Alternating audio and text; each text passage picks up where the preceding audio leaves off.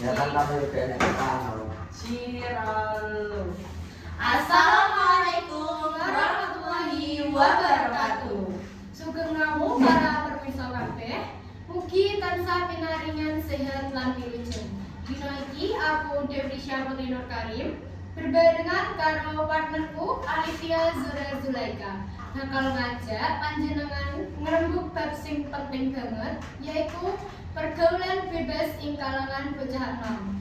Sadurunge mlebu materi, aku pengen matur yang topik iki tak pilih mergo saiki akeh banget kasus-kasus sing muncul saka milih pergaulan. Jadi semoga diskusi iki bener-bener iso dadi manfaat kanggo kabeh. Bener banget, pergaulan bebas saiki ora mung ana ing kutha gedhe, nanging wis mlebar tekan desa-desa. Mula penting banget yen kita padha ngerti apa sebabe, akibate, lan carane supaya ora keseret. Lan kanggo pemirsa sing anyar gabung, aku karo Devrisya kuwi pancen kerep bahas topik-topik remaja. Mugi podcast iki iso dadi ruang sing nyaman kanggo kanca-kanca ngerteni masalah lan solusi sing cedhak karo urip saben dina. Kanggo ngrebuk luwih jero, kita wis ngundang loro narasumber. Wong loro iki duwe pengalaman lan pandangan sing cukup jembar. Mula cocok banget kanggo bantu ngupas tema iki. Monggo narasumber siji lan narasumber loro kenalan dhisik.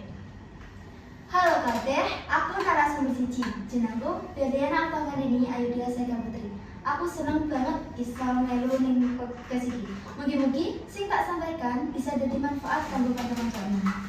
Aku saben dina interaksi karo remaja, jadi ngerti banget rasanya pengen diakoni, pengen gaul, pengen dianggap keren. Aku ngerti tekanan-tekanane. Lan semoga pengalaman iki iso diparingi gambaran anyar kanggo kanca-kanca. Sugeng santen. Aku narasumber loro jenengku Rizka Almajani Pratama Yuda. Aku tahu ngalami fase goyah amarga salah milih pergaulan. Mula aku belum njutuhake pengalamanku supaya dadi pepeling kanggo liyane. Sadurunge, aku kaya ora mikir akibat. Pokoke sing penting seneng. Ning nalika nyoba, jebul bayare gede banget. Mula aku pengen bocah enom liyane ora kesandung ing lubang sing padha. Mbak Adin, miturut panjenengan, pergaulan bocah enom saiki piye gambarane? Sing tak delok ya, saiki akeh bocah enom sing kepengin katon modern, kepengin update, gaul, lan diterima.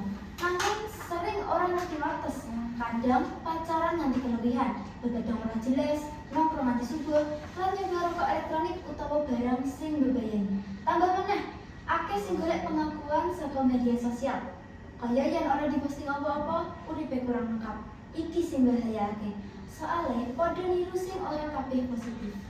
Kaya ora pengen ketinggalan tren ya? Iya bener, padahal orang kabeh tren iku cocok lan aman kanggo bocah enom. Kadang singkatan keren sosmed kuwi kenyataane nglarani tumrap awak dhewe. Mas Denny, panjenengan piye? Aku setuju. Tambahane, saiki bocah enom gampang banget melu-melu tren tanpa mikir. Mung amarga kanca-kancane melu. Kadang ora mikir masa depan. Sing penting saiki seneng. Contone wae, ana sing nongkrong saben dina nganti ora tau istirahat cukup. Sing penting saiki awal seneng tapi lama-lama ora sehat. Kaya moto sing penting happy, nanging ora mikir akibate mengko. Persis, padahal kebahagiaan sing cepet-cepet kuwi kadang jebakan. Saiki, ayo rembukan bab sing gawe bocah enom gampang kepleset. Bayin, Ono pirang-pirang sebab, tapi pisan penasaran. Bocah enom kuwi gampang penasaran. Luwih-luwih yen ono sing dilarang. Kaping loro, tekanan pergaulan. Yen ora melu dianggap cupu, ora gaul.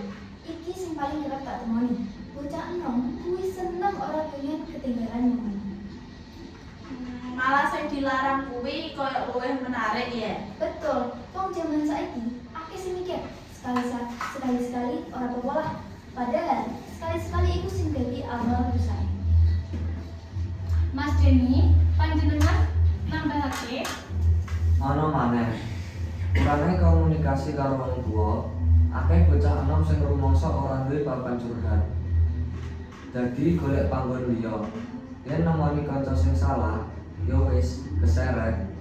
Terus media sosial kadang mau mikir uripe kudu kaya penyanyi, artis utawa pasangan romantis sing diposting wong-wong. Padahal kuwi mung potongan sing ditampilake, ora kabeh bener. Berarti media sosial uga pengaruh ya? Bener, media sosial kaya dadi standar urip. Delok wong posting gaya pacaran keluwihan, rasane pengen niru. Akibat pergaulan bebas kuwi ora enteng. Mas Dani, piye pengalamane? Salah milih pergaulan kuwi kadang awale seneng, nanging pungkasane gawe stres. Aku biyen nanti ora fokus sekolah, nilai mudhun, lan hubungan karo keluarga dadi ada. Lan sing paling angel yaiku rasa nyesel. Kadang mikir, andaikan aku orang melu koncoku.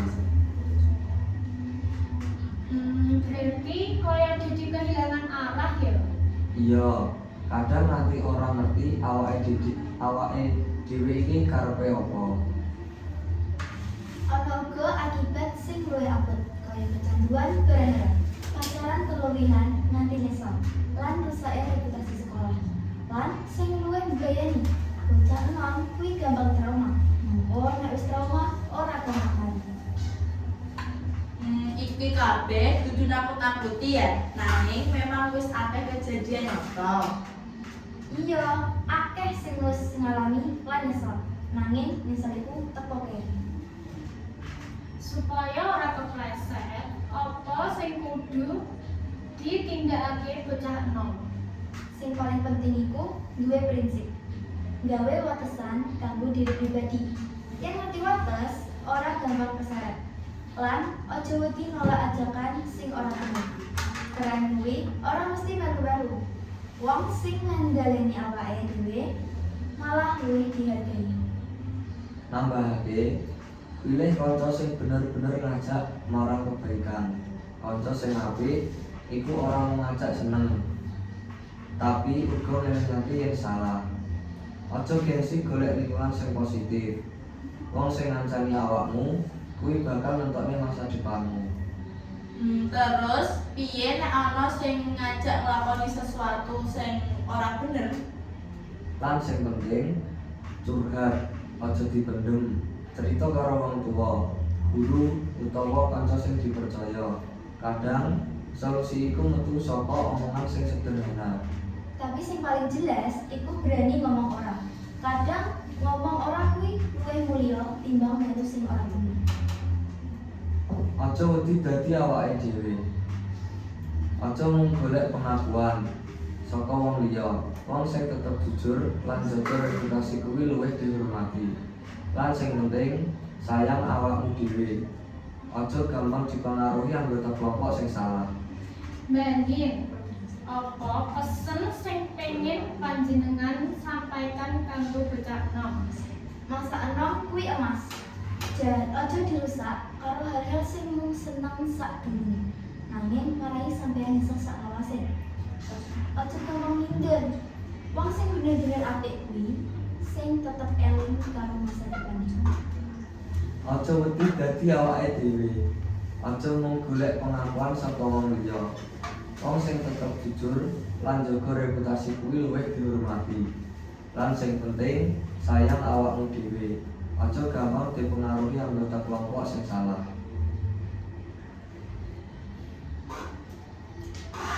Matur nuwun Mbak Andin lan Mas Deni wis nuduhake pengalaman lan pemikirane.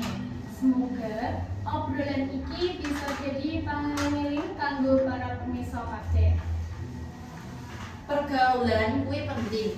Nanging pergaulan sing sehat kuwi kudu gawe awakmu tambah pinter, luwih dewasa, lan luwih ngerti arti urip. Dudu tambah cilaka. Kita ngerti tekanan bocah enom kuwi gedhe. Nanging elingo yen pilihanmu dina iki bakal pengaruhi uripmu mengko. Matur nuwun kangge Mbak Andin lan Mas Deni sampun menghadiri podcast niki. Kula kalian Mbak Olivia mengucapkan matur suwun yang kathah.